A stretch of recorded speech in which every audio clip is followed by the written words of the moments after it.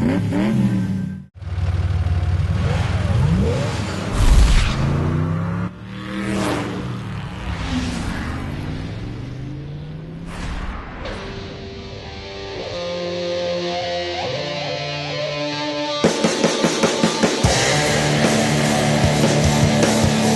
Alison Sorenson with WebRidesTV, and today we're at the Marine Corps Air-Ground Combat Center in 29 Palms, California. Behind me you can see an enormous tank. Today we're about to climb aboard, take a ride, and learn all there is to know about Abrams tanks. Let's go! Why don't you tell us about this tank? It's the M1A1, right? Abrams tank. Tanks provide several things to the battlefield, basically shock effect, armored mobility, and firepower. There's not a lot out there on the battlefield that can kill a tank. There's not a lot out there that wants to fight a tank, and there's not a lot of places that we can't go. Now our viewers really love performance, so can you tell us about the speed?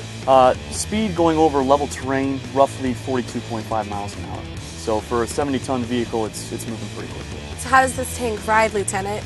Well, it's actually a pretty smooth ride, depending upon the terrain, obviously. Some say it rides like a Cadillac. I don't necessarily think so, but compared to the other tracked vehicles and wheeled vehicles out there, it does probably offer the smoothest ride on land. Smooth. And what about the mileage? What kind of mileage do you get? It has 504.4 gallons. It's actually got 4 different fuel cells in it, so it's about 1 mile per 2 gallons. I'm a tank driver. You have your own world because they have their own. I'm pretty much separated from them. I'm the loader on the M1A1 Abrams. This is my station. It's on the left side of the tank. I am the gunner for this tank. I shoot the main gun and coaxially mounted 240 machine gun, which is right here, right next to it. I'm the tank commander of this tank. Ultimately, I have control over the full aspects of driving, what we're shooting at, and where the gun is actually traversing to. Why don't you go ahead and tell us what you do here at 29 Palms? Basically what my job entails is I run the recovery as far as the M1A1 tank, all the engineer assets, the AVLB bridge.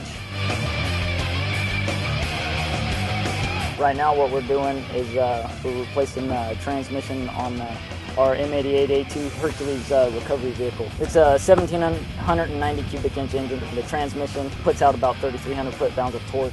The engine itself is over 1,000 horsepower. The recovery vehicle, we use itself to pull it. It'll be able to crane up 35 tons. It's a 70-ton vehicle, pretty much maintains itself.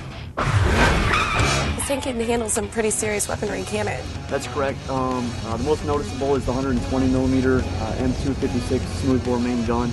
Fires 120 millimeter rounds. Well, we have a caliber 50 machine gun, which is the weapon that the tank commander operates. The loader has his own machine gun, 240.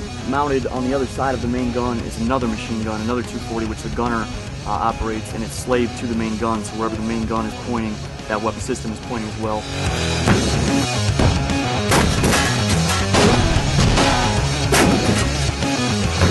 What could you destroy with the M1A1 Abrams tank?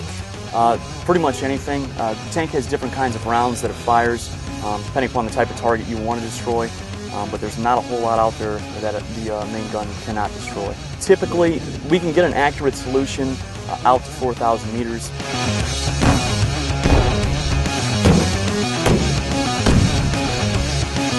This is Alison Sorenson with WebRidesTV.com.